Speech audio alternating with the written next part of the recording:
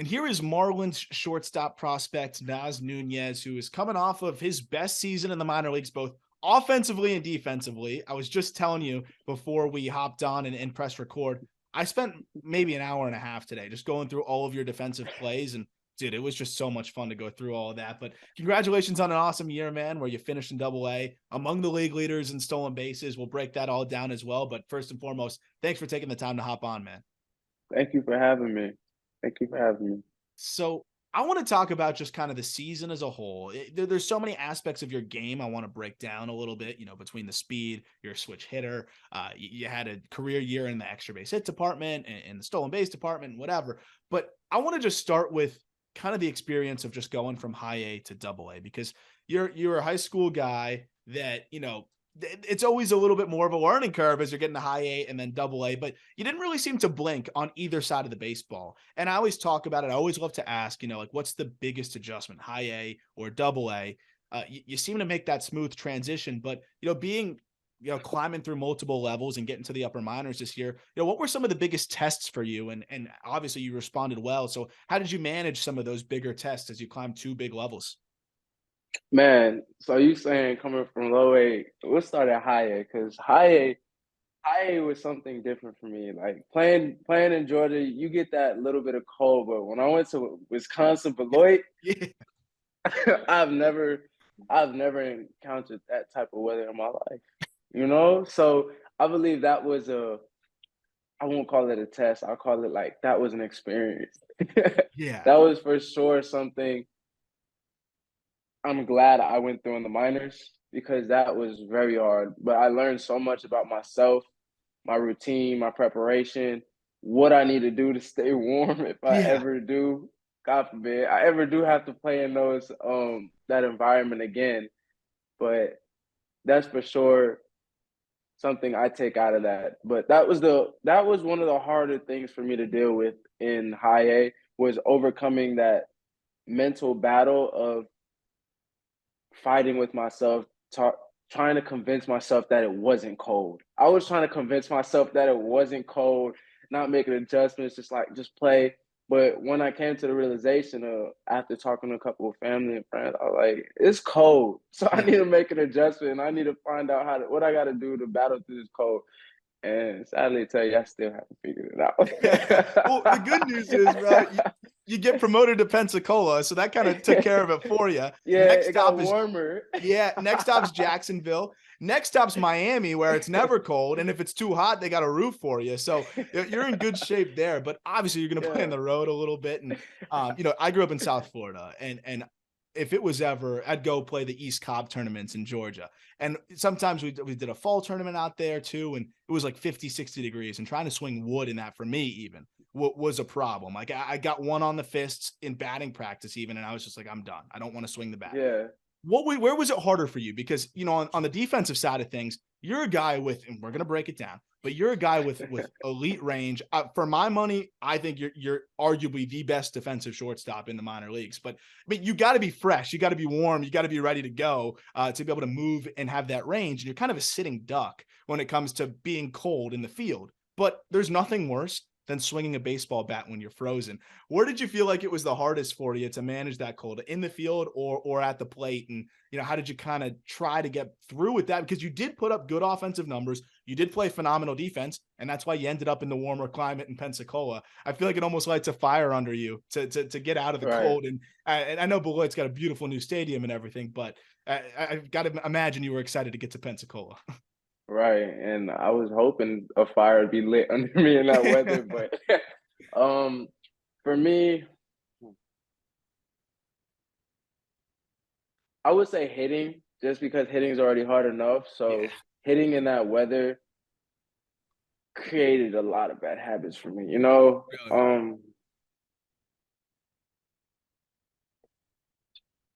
I was always late Yeah. because I didn't want to catch a changeup off the end of the bat. So I would really let everything get deep on me. I would let the pitches get too far deep, and you know, like life and anything that you apply, once you're late to something, it's kind of hard to be smooth and go with the flow. So for me, it was hitting because I would be late and I would have no chance. Yeah. I have no chance. And that's something I had as it got warmer, I got to move my points and vision out front to help me battle more during the season.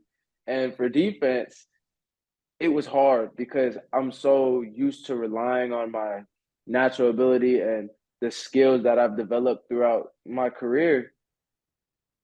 But because it was so cold, I couldn't rely on that.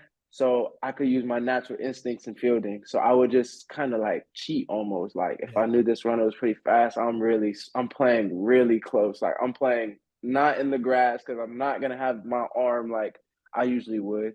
So it's kind of knowing the game a little bit more on the defensive side. But I feel like hitting, that was all physical. That was Yeah. all physical. That ability, if it's not there, it's extra hard to hit.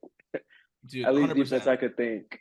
So that segues me right into the defensive side of things, man. And I wanted to just kind of ask you. I'm always fascinated because hitting, it's a repetition thing. So is fielding, but fielding is something that some guys just have it and it's natural, and I think you can get better and better with the reps. But hitting, it's like you just got to get at bats, and you're never going to get better unless you continue to get at bats. For you, it was like since you entered professional baseball, the glove was always there. And I'm sure you would say that you've gotten better defensively as you've matured, but it seems like that's always been there for you, right? Like, what do you attribute that to? And have you always felt like the glove has been there for you, maybe like since you picked it up, since you first started playing? Or was there a point in time where things really clicked for you defensively? And what do you attribute your just impressive ability with the glove at the most premium position? What do you attribute your ability there to? Hmm. My mom, she kind of broke it down to me today. She always says that I have a God given ability with defense. And I agree, but I also know the things that I did when I was younger that continually progress my ability. So for me, when I was younger, you could ask all my little brothers' parent or teammates' parents and my mom's, my dad's friends, and even the parents of my own teammates. I always had a glove with me. Always. I always had a glove and a ball, and I would always just play around. I was always holding it, and I was just always doing something with it. I don't believe that it was always the best. I always had a good arm. I'll tell you that. I got a story for that if you want to hear that one. But Yeah, the absolutely. glove, the glove, I believe I developed it with working with one of my coaches when I was about 13 or 12. That's when I really started taking baseball seriously. So he helped me become fundamentally sound. And once I started realizing what it was, the smoothness, the sound of the ball hitting my glove consistently, and the picks and all that, Yeah. that's when I fell in love with becoming fundamentally sound. And I believe that's what is my biggest power with defense. All the other plays that I make, that's natural ability. Yeah. You can't teach that stuff. You know what I'm saying? Yeah. So I take pride in the fundamental part, and I give that to all the one of my coaches. Like he helped me become fundamentally sound. Everything else, that's my parents and God. No, and that's always what I'm fascinated with because you can't teach the athleticism that you have, right? Like you're a guy that's a plus athlete. You fly, you move your feet well, you've got the arm, which I want to hear the story about. But that's what I'm always fascinated with because you also see guys like Miguel Rojas at the big league level who I probably bet you beat him in a race, but that guy has been a phenomenal defender at shortstop at the big league level for so long. So when you marry the fundamentals and you can't teach the arm strength, you need that, but the fundamentals with the athleticism, you get a guy that can really defend like you do. Um, what do you attribute the arm strength to? Because that was something that I watched a couple of times where you could see your internal clock when I was watching the plays of like, you knew exactly how long you had. Sometimes you took like maybe an extra half a second and then you just whipped that thing, or sit back, get it on a long hop because you know that you've got the arm to get it there. Whereas some other guys with maybe a more average arm, they're coming in, getting it on a short hop, tougher play with the glove, but they're easier, to make the throw and not have to worry about, maybe being a little late there. What was your story with the arm, and when did you kind of realize that you've got a cannon for an arm, especially for a guy that you're not 6'8", 200 like Aaron Judge kind of guy that where it just flicks it and it's 98. Like it's a pretty ridiculous arm to have. Yes. The story with my arm, it might not sound believable, but I was about 5 or 4, and I remember this vividly.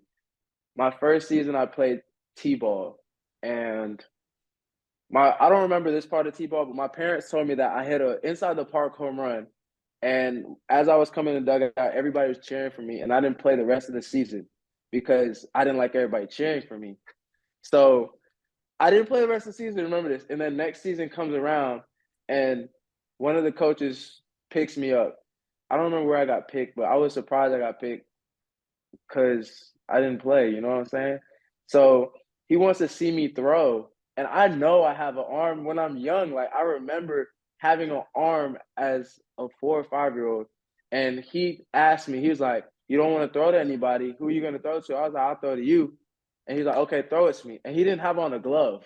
He didn't have on a glove, and I was like, "You got to put on a glove." And he was like, "No, I don't need to put on a glove." And I was like, "Okay." So I threw him a baseball, and I remember just being like so young, and I remember how hard I threw the ball, and everybody was like, because he like smacked his hand, and he was just like trying to act tough, and then you can see him turning around like, but I remember that, and I know when he watches this, he's gonna know exactly who he is, and everybody from my childhood who was on that team is gonna know exactly who it is, and that's gonna be like a wow. But I could vividly remember that story. And that's when I knew I had an arm. And that's when I kind of started like, now everybody knows. Everybody I was playing with knows. That's awesome. So that's the thing, man, where it's like some guys maybe don't realize till they're older, but especially for the God-given abilities, like the arm that you have, and sure you can train it and get it stronger and stronger. And I'm sure you've done plenty of things to preserve it more so than anything, and just arm care. But that's some of those things that you're just kind of born with. And it's pretty Right. cool that to have that memory all the way back to age 4 or 5 there, which is awesome, man. Let's talk about the speed, because the speed is also a massive part of your game. And you were tied for third in all of the minor leagues in stolen bases with 70. And in terms of guys with their games above low A, I believe you were second behind only Asturi Ruiz, who was on the most ridiculous torrid pace of I stolen gotta bases. see him. I gotta see him. Dude, I'm gonna he see is him. When we nuts. play a series, it's gonna be up. It's gonna just be a stolen base competition. Right? Like this Yeah, guy it was is. just going, and you were doing the same. And I was watching, just kind of refreshing every couple of days, seeing what the stolen base totals were at. But I wanted to ask you this, because there was some new rules that were implemented, but then kind of taken away, and especially in the lower levels, it was like it caused you to take the stolen bases a little bit with a grain of salt. But you get to double A, and your efficiency and your frequency didn't really change in terms of stolen bases per game and percentage of times you were going that you successfully stole a bag. Did you see any change in maybe how difficult it is? Because of course you're gonna have pitchers that are quicker to home plate. You're gonna have some less rules. You're gonna have better catchers. But going back to the cold conversation, you also went to a warmer area where it's probably easier to just take off. Did you find any more challenges in Double A when it came to stealing bases, or was it kind of a seamless transition for you as you just continue to run and run? No, it wasn't any challenges. I believe the challenge for me was in Wisconsin, Yeah, which was high A, because I had a coach who was always there to help me. He was like he would always let me know go like when I should run, or let me know when to do this, let me know when to do that. And I kind of relied on it. You know, my first year, those 30 some whatever it was, 33, 32 bags was big from him, a lot of help. And I told him that still because he's at the campground. I'm like, look, I didn't have you, Frankie. So when I got up to high, I was lost. I was like, what? I don't know what to do. So I had to learn that on my own. And once I got to a point where it kind of clicks a little bit and you start becoming aware, that's when it was a game changer for me. So the same thing continued in in double A. And he was there with me. And I was like, I don't need you no more. I don't need you no more. I that's got this. awesome. I got this. But for sure. And we still talked about the things, like we talked about things to look for in pitchers and things that they might do in certain situations, or this guy might be a certain time to the plate, but because you're on the base, he's going to be this time, which is Yeah. quicker to the plate. So we're going to have to chill until we see something different. And that was my biggest thing, not just running to running because I see something. Yeah. Oh, And once I 100%. got to see stuff, that made it so much bigger. Like I looked, one of the main things, and I talked to my pitcher about this the other day, I look for breath. So most times, a lot of pitchers they're so the same thing, the same thing, the same thing. They try to not pay attention, but they really are. So to relax themselves, they breathe before they deliver. So I would watch the breath and I would kind of anticipate it. Like, oh, he's getting ready, so I'm gonna get lower. I'm gonna sink more. And that was a lot. That was most of the stuff I would look for, just finding those little tricks and not just relying on my ability. Because I can rely on my ability, but it's not gonna last forever. Yeah. You know, I'm not gonna have my speed forever, but I can have this forever. So Yeah. it was this that helped me at double A, and it just made it so much easier. It How, really did. how much was it picking the right like counts and stuff too? Are you trying to run on breaking ball counts, or is it more so just timing up the pitchers? Like it didn't matter what pitch they were throwing. It didn't matter. If I got a breaking ball, I was standing up. Yeah.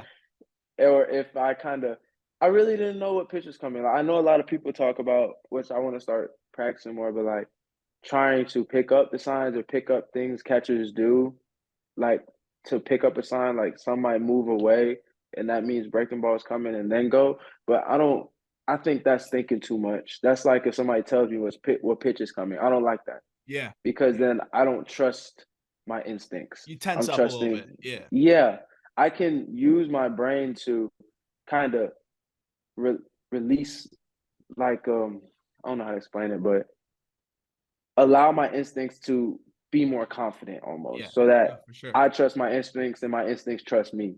100%. Kind of like that. And that's what my mind helps me with when I pick up little stuff.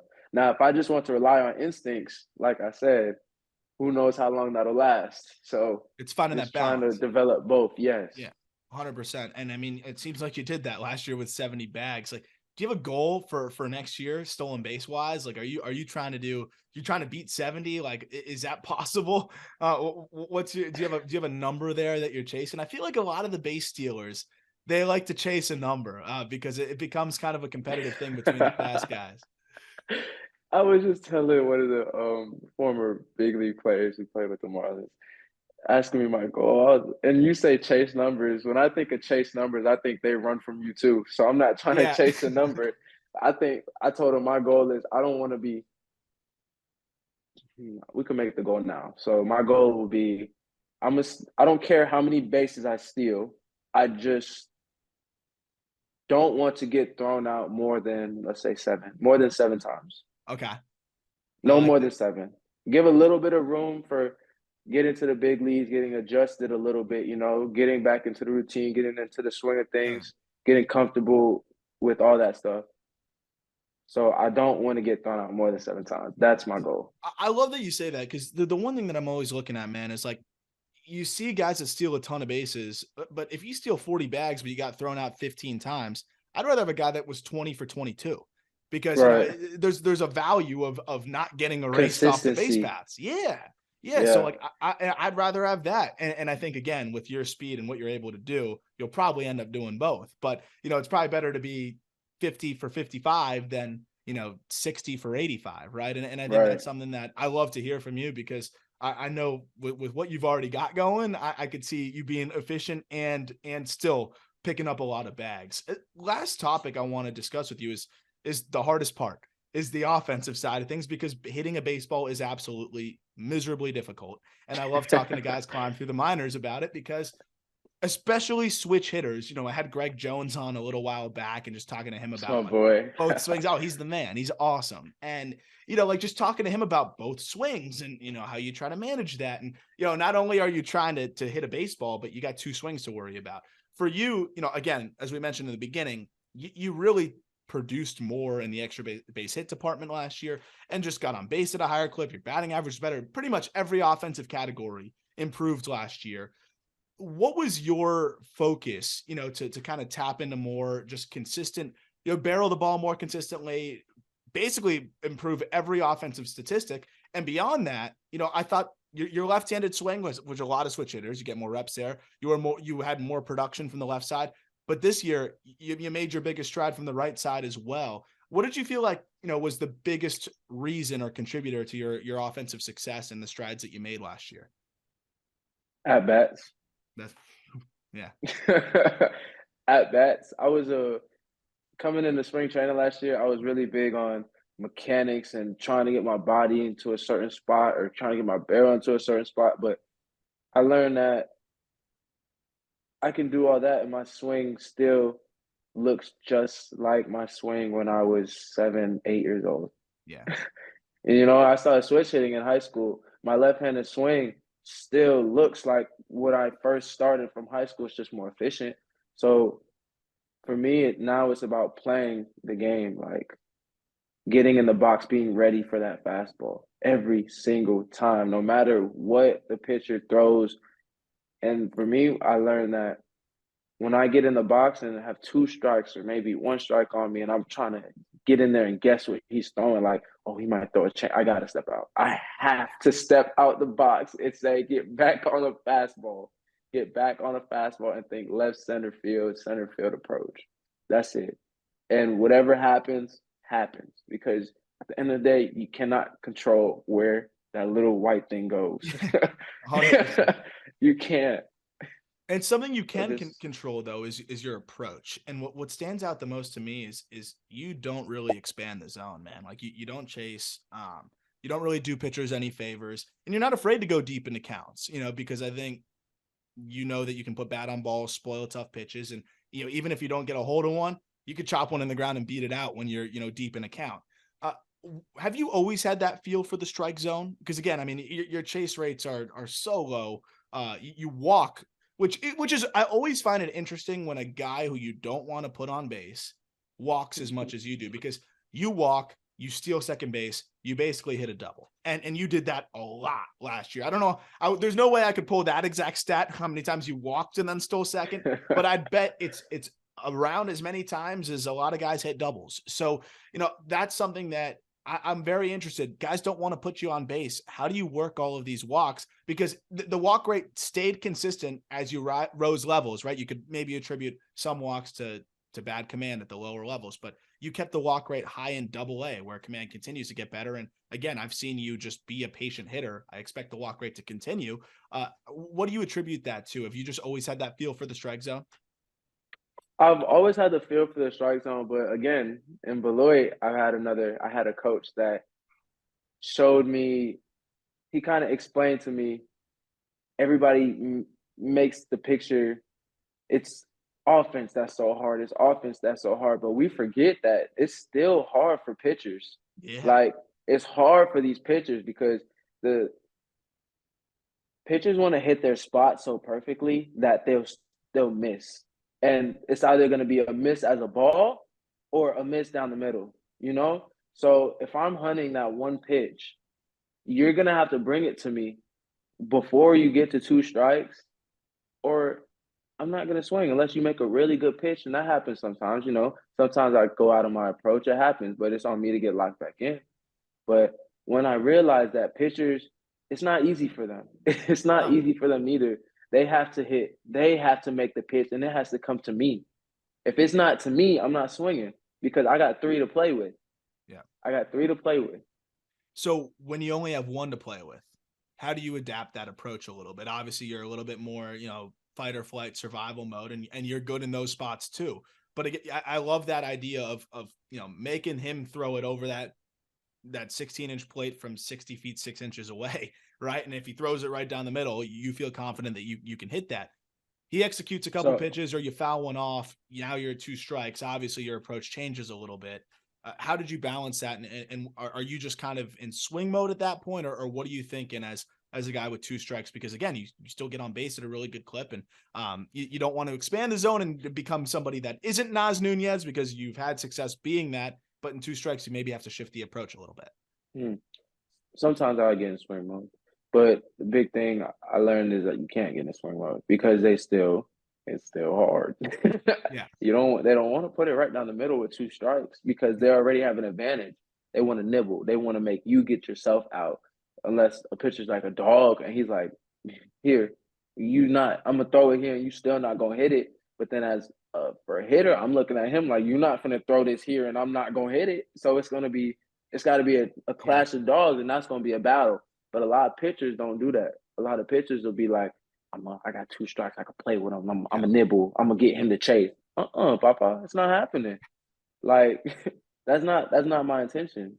It's all about intention. What you're doing at the plate. I can take one of my teammates striking out on 2 strikes, chasing at a changeup in the dirt, or let's say a slider or something like crazy.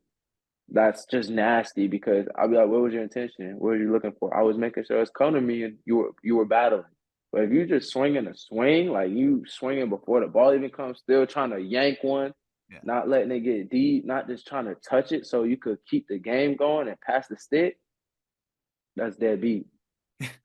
That makes sense, man. And I think that's something that is kind of missing in this game a little bit.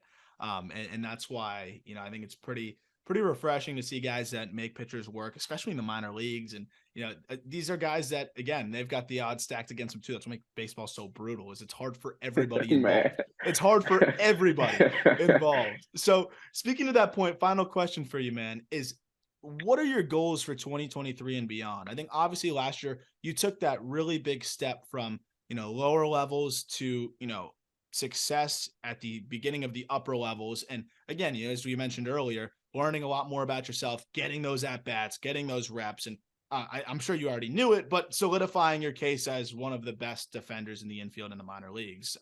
And that just comes with continuing to be out there on the field. What's your goal for 2023 and beyond? And like what's on your mind as you're entering camp now and getting ready to go? The big goal is just like everybody else who's playing pro ball. I want to get to the big leagues. Yeah.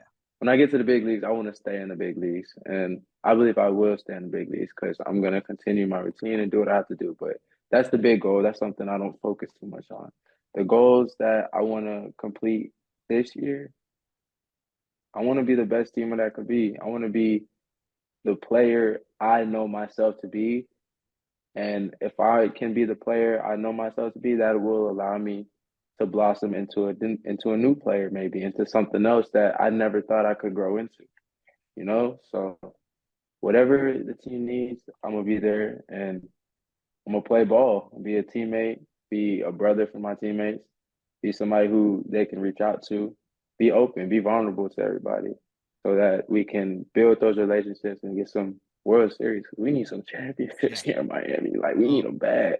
It's dude. time to get some. Dude, I you grew up in know, South Florida, man. You're preaching to the it's time to choir. get some. I It's time to born get in some. '97, didn't enjoy that one. I was just a few months old, and then '03 I was 6. So I haven't really seen a competitive Marlins team since the Hanley Dan Ugla days way back, and we were just talking about that on the other podcast on the Just Baseball show. So that was going to be my last question, honestly. It was going to be a two-parter. Was what can Marlins fans expect from Nasim Nunez in terms of who you are as a player and a person? You kind of answered that, but if there's anything else you want to fill in, that's my final question.